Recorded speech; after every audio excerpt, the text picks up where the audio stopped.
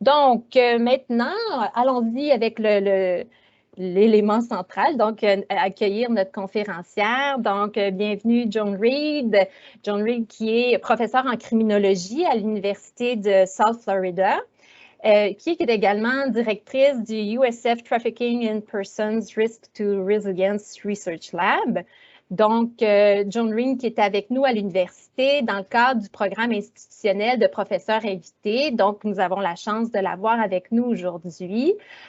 Donc, pour une courte présentation d'une trentaine de minutes, puis on aura le temps ensuite de discuter de tous ces projets intéressants. So, thank you so much, Joan, to be here with us today. So, I will share the PowerPoint. Yes.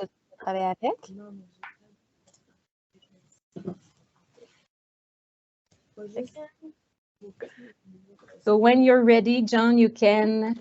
Awesome. Thank you for that introduction that I didn't understand. And I thank you for being here. Thank you for putting up with my lack of being fluent in French. And I hope that everything you know, today is clear for you. And I hope that as I'm speaking, that you'll be thinking of questions that you have for me later on the presentation.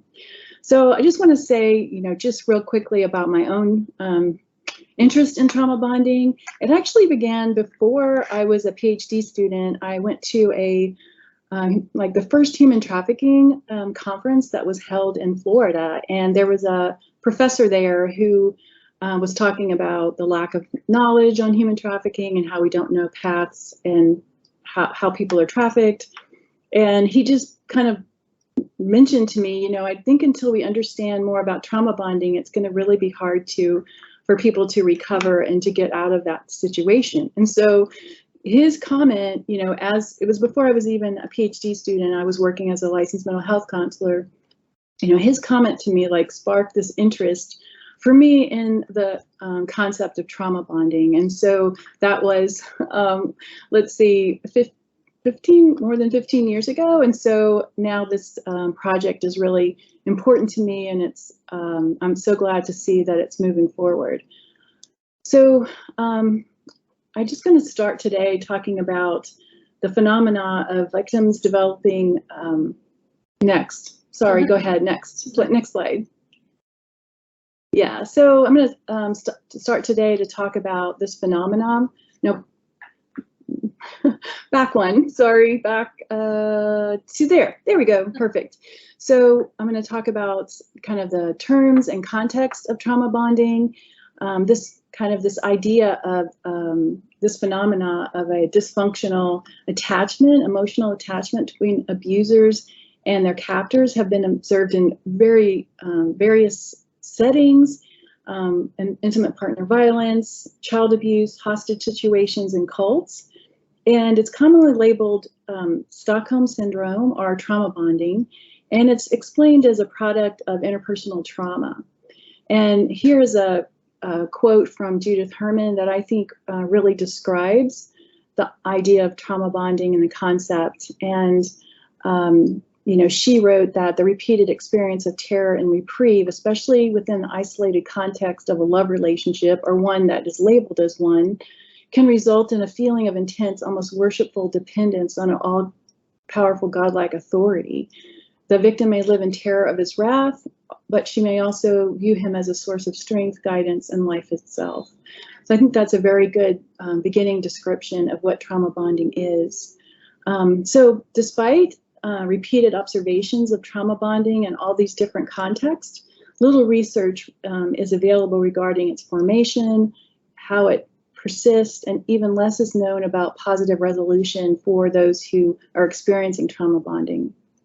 So today I'm going to begin presentation just discussing the different terms used to describe trauma bonding and various types of exploited relationships. And then we'll examine the evidence and research that's been done on trauma bonding in the context of commercial sexual exploitation. And lastly, we'll talk about the need for a measure or scale of trauma bonding and how we're working toward developing that.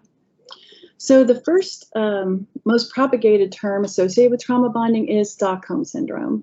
And this term dates back to an attempted bank robbery that I'm sure most of you have heard of that occurred in Stockholm, Sweden in 1973. So it started out as a bank robbery that developed into a hostage situation that lasted for 6 days. And during this time of captivity, the hostages developed, and this is a photo of kind of where they were held up in the kind of a bank vault area. And during this time, the hostages developed a positive attachment to the robbers or the hostage takers. And after their deal ended, the hostages themselves posted bail for the robbers and expressed wishes to marry them. In fact, they visited them at the jailhouse or the jail, and once the hostages were freed, some of them married these women that had been their hostage. So based on this event and this paradoxical phenomena of this connection between the hostages and the hostage takers, they gave this kind of positive connection with captors was given this label Stockholm Syndrome. So another term that really predates Stockholm Syndrome that is related to trauma bonding is brainwashing. And it's defined as the deliberate creation of culture shock through alienation, intimidation, isolation in order to weaken a person's ego. And once that happens, the person becomes vulnerable to unusual alien concepts and behaviors that they would have never considered before. And this term was first used in conjunction with American prisoners of war in Korea, who during their time as prisoners of war, they came back to the United States being dedicated to communism. And so also cults attack this same kind of central elements of self and attack person's worldview, their ego, and their social interaction, and the pre-cult identity of the group member. And once this brainwashing has kind of occurred, there comes a point in the process where the person can no longer tolerate the cognitive dissonance that's happening, and they begin to identify with their abuser or aggressor. And the cult identity is superimposed over their own identity. And so we have, I'm sure you followed the news with the group like NXIVM that kind of masquerade as a legitimate organization offering self-help and professional workshops, spiritual guidance, and other practices, but then eventually, there was sex trafficking and all kind of abuse that was occurring within that cult.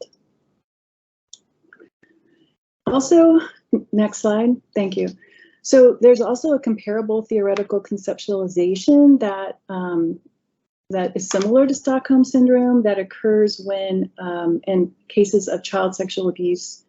And it's called the Child Sexual Abuse Accommodation Syndrome. And this was developed in 1983 by Summit. And he proposed that when a child is sexually abused and not immediately protected, they choose the only survivable option that's available to them at that time. They accept the situation and accommodate to the reality of continuing abuse. And he noted that often the responses that we label as clinicians or researchers as delinquent or dysfunctional behavior in child victims evolves from an instinctual need to survive the situation and survival skills that are present in any normal child.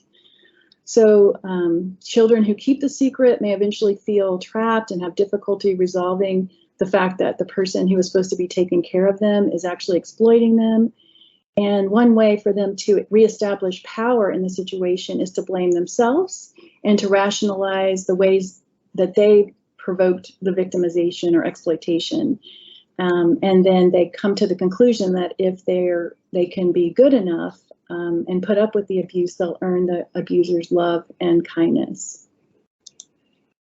So also in intimate partner violence, which sometimes is referred to as domestic violence, it also has a model of Stockholm Syndrome. And according to some researchers, Stockholm Syndrome really addresses how extreme power and abuse between a spouse or a partner and a battered partner is very similar to the relationship between a captive and a hostage, and it can lead to really strong emotional bonding. And the connection between IPV and Stockholm Syndrome is in part what Lenore Walker termed battered woman syndrome or battered person syndrome. And she explored the experiences of women and applied Singelman's learned helplessness in her research to explain why abused women would stay in destructive relationships. And so after repeated cycles of violence, which is kind of the cycle of violence is really shown on the slide there, between the cycle of violence and then reconciliation, if this happens over and over again, the abused person begins to think that the violence was their fault, that they begin to take responsibility or place responsibility anywhere but on the abuser, and they begin to fear for their life and the life of their loved ones who may have been threatened by the abuser, and they can sometimes develop irrational belief that the abuser is omnipresent and omniscient. So next slide. So you can see that many of these concepts have a lot of overlap in how the abuser and the abused relate to one another and the dynamics of the relationship. And Dutton and Painter in 1993 developed the theory of trauma bonding, and they developed this in order to explain the in IPV or intimate personal violence, victim difficulty exiting their exploitive relationship. And they proposed this theory of trauma bonding. They also called it trauma-generated attachment. And their theory was that these attachments occur given these conditions. So they had two conditions that needed to be that were required. One was a marked power imbalance in which the victim feels increasingly powerless, helpless, and vulnerable. So that's one of the conditions. And the other condition is that there's intermittent abuse that alternates with positive or neutral interactions. So trauma bonding may not occur. They did not propose that this always occurs when these conditions are present, but these two conditions facilitate the development of trauma bonding.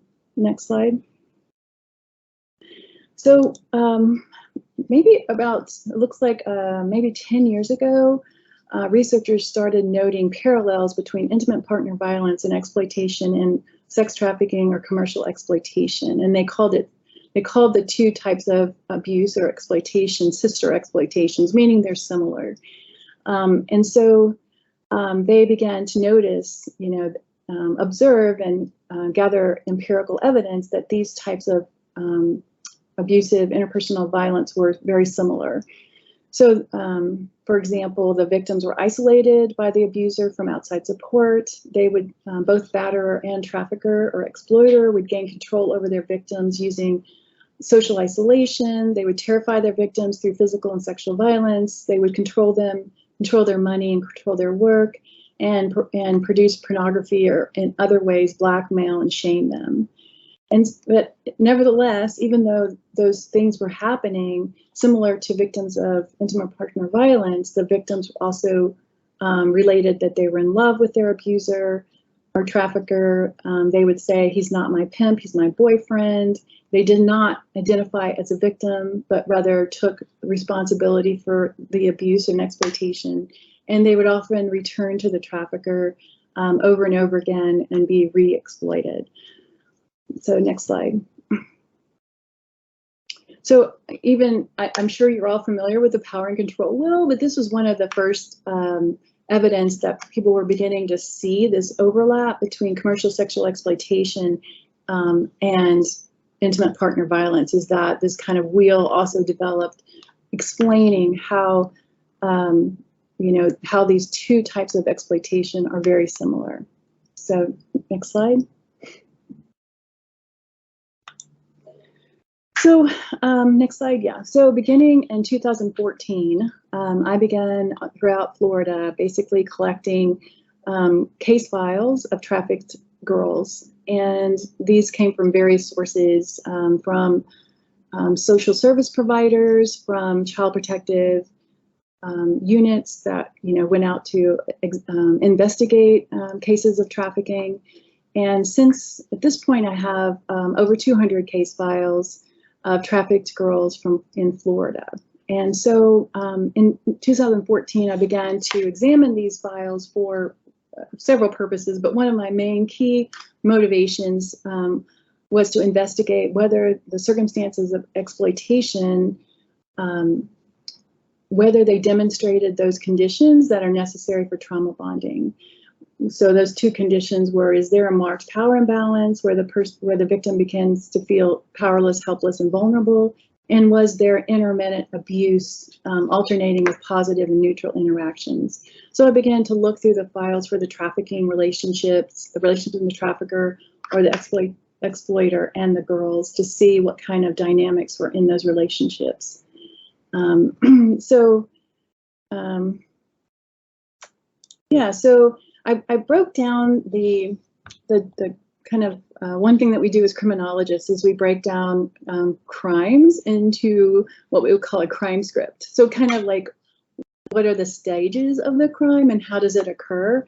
And so I broke this down as we look through these next couple slides, from entrapment, meaning how the trafficker, what are trafficker schemes in terms of entrapping girls in commercial sexual exploitation? How do they entrap them or get them involved?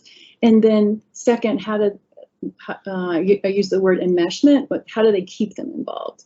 So, so if you look at this slide, just to kind of explain it to you, so I have 150 files, and if the tactic, which is kind of labeled there on the left, it occurred in 30, 40 files, then I would say many, and if it occurred in 20 or so times, I would call it some. I mean, we're not real, this is more qualitative research, I don't have an exact number for you, but if there was, evident in many cases, that's why it says many. If it's in some, not quite as often. So kind of give you the frequency of how often these were occurring. So you can see that the entrapment comes in various different ways, how they kind of move through this process of entrapment. Usually they begin by flattering and romancing, or it happens in many cases. They would show off wealth. A lot of the girls in these case files, these girls that were exploited, were from foster care, came from really tough family situations where they never really had anyone show them love or take them anywhere nice. So they would take them to Red Lobster, Olive Garden, Disney, Busch Gardens, which are all down in the Tampa Bay, Orlando area. Basically, they gave them something they never had. So they kind of pulled them in through romancing and through taking care of them. They would also become their ally and build trust. So they would help them run away from home or run away from the group home if they wanted to get away. They would help them avoid the police, provide them a place to stay, provide them drugs, whatever they needed, they would be that provision for them. They would also almost immediately begin normalizing sex and sex work. They would have sex with the girls. They would expose them to pornography and selling sex. And they would also use, they would recruit new girls or new victims through girlfriends. And that would kind of normalize the experience. I know, if you know anything about adolescence, if one adolescent or one young person is doing something, it's much more normal they begin to feel like it's normal, and it's easier to recruit in that way.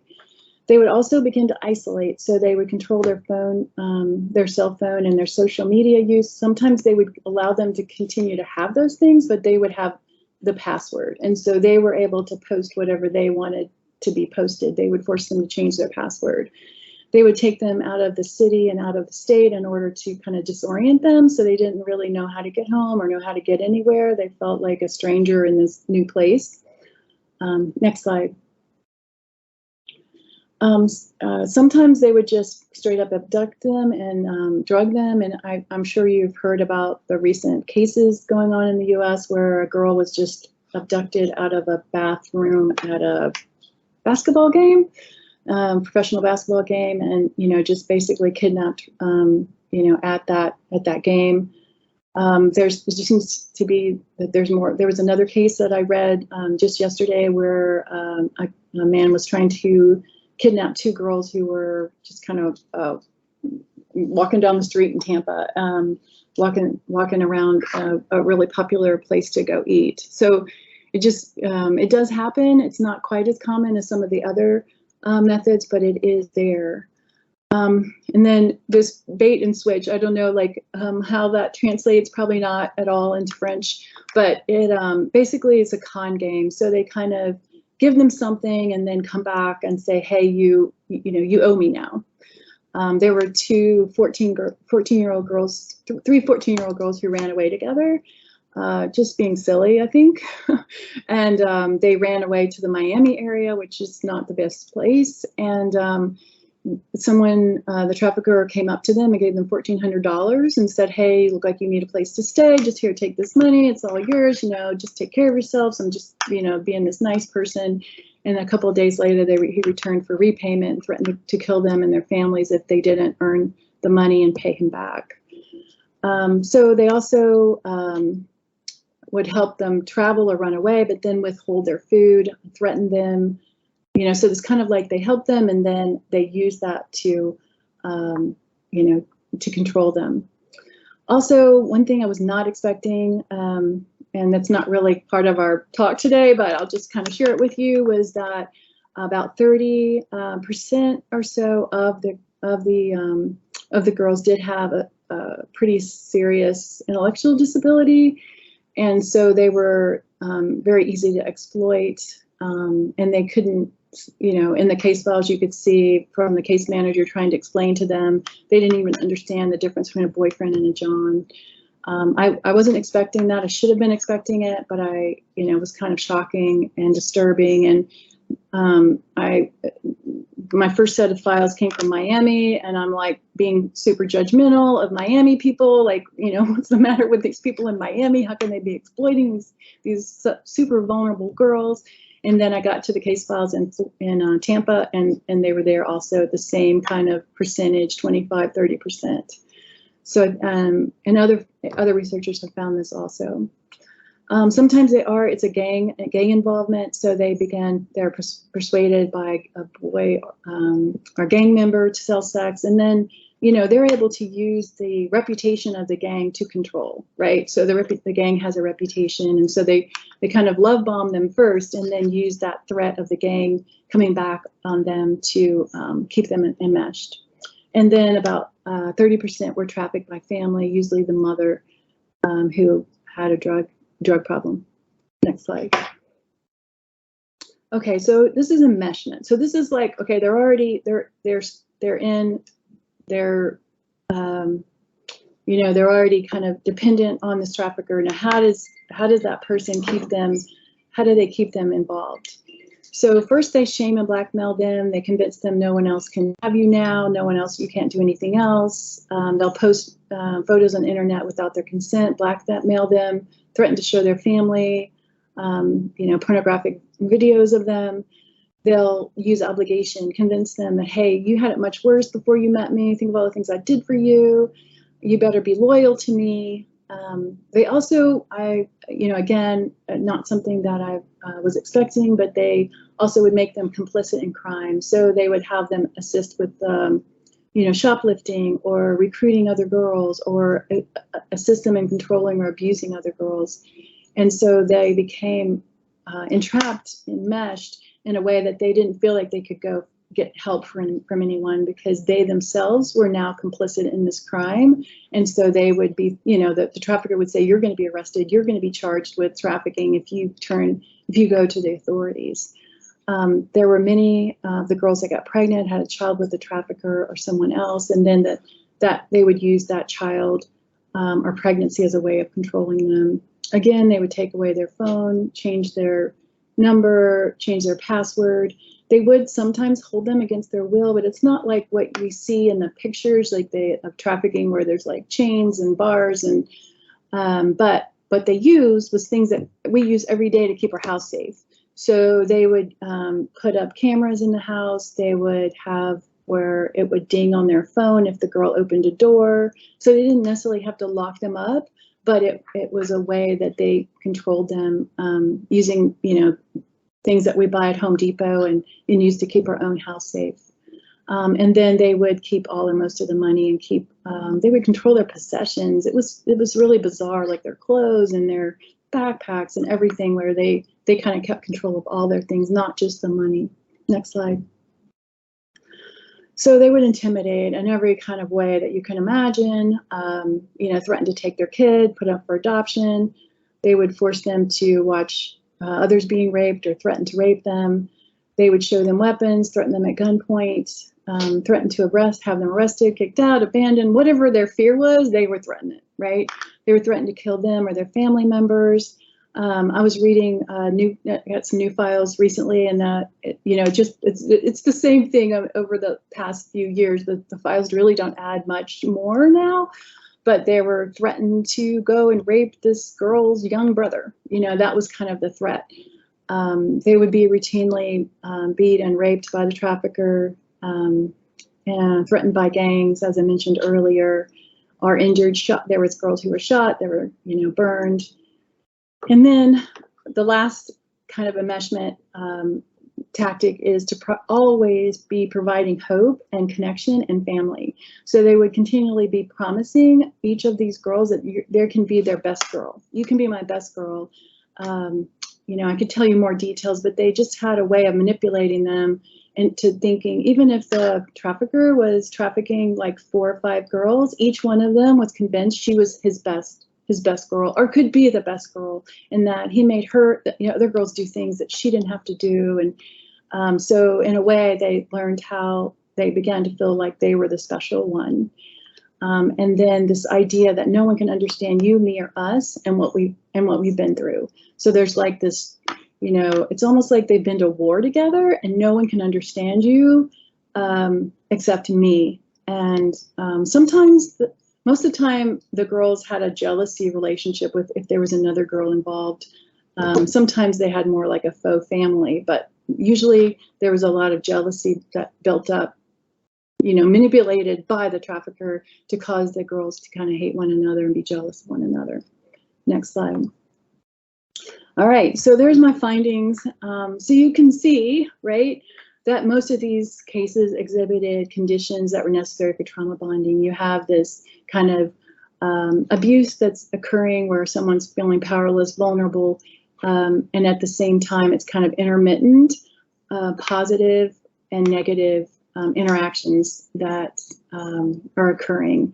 There were other types of cases that are the family facilitated ones that didn't quite necessarily fit with, the idea of intimate partner violence and trauma bonding, but they had some of the same dynamics as what is described in the child sexual abuse accommodation syndrome, which is very similar. So this would have been a lot simpler for me if I'd had a measure of trauma bonding available. And so I could have youth go take this measure, and we can figure out like what percentage of you are experiencing a trauma bond. But unfortunately, there is no validated measure of trauma bonding available to identify trauma bonds in exploited youth. And so that's kind of the next step in the progress of my research on this topic. So next slide. So why do we need a measure, right? So why, I just kind of explained it would make things a lot easier, but despite all this evidence of trauma bonding, not only among survivors of commercial exploitation, but other types of interpersonal violence, no measure of trauma bonding has been developed, validated, and standardized. And there's widespread recognition now of the need for the development of a trauma bonding scale. I was very excited. I'm pretty sure it was 2020. It could have been the 2021 TIP report. I think it's 2020 because I have it cited here. But they basically, the USF Trafficking in Persons report, kind of at the beginning of the report that they put out every year, they asked for the need, and they recognize the need for a standardization for assessing trauma bonds, to identify these red flag indicators and establish response protocols. So they began, it's kind of becoming a widespread call for a measure. And as you can imagine, it complicates treatment because it makes it very difficult for a person who's been abused or exploited to separate from the abuser. And there's another great quote from Herman where she said that no ordinary relationship offers the same degree of intensity as a pathological bond with the abuser. And so if we're trying to work with someone in a clinical setting and we're not aware that the person has a trauma bond, it's going to hinder any kind of treatment, and it facilitates repeat exploitation if we're not dealing with it. So absent a reliable and standardized measure, it's not really possible to identify whether trauma bonding has occurred, and then it's not possible to really evaluate treatment effectiveness. And so I have a photo on there of there's a group in the Orlando area that have a shelter, and the leader of that shelter has developed a really great resource called Unwinding the Trauma Bond, but yet there's no evaluation to find out, like, is it working? Is it not working? And so fortunately, we're partnering with them, and they're going to be using the trauma bonding scale that we're developing to try to test it out and to see, you know, is their program working? Is this 20 group sessions, are they working in reducing the trauma bond in girls who have been trafficked? Next slide. So fortunately, someone wrote this really great article on best practices for scale development. So I'm basically following along with that resource. And there's three steps in developing a scale. One is item development, and then scale development, and then scale evaluation. And I'll just kind of briefly discuss each one of these. So item development is basically you just coming up with the initial set of questions for the eventual scale. And this is accomplished through a review of the literature and any prior attempts by researchers to develop a trauma bonding measure. And it also involves surveying and interviewing practitioners or survivors of commercial sexual exploitation who are experts on trauma bonding. And so that's what that I've been doing for probably the last 6 months, is looking for previous research. And fortunately, I don't know if any of you have heard of this book, but there's a book called The Betrayal Bond. And within it, Dr. Carnes has a post-traumatic stress index, which is very, very long. I think it's 150 items.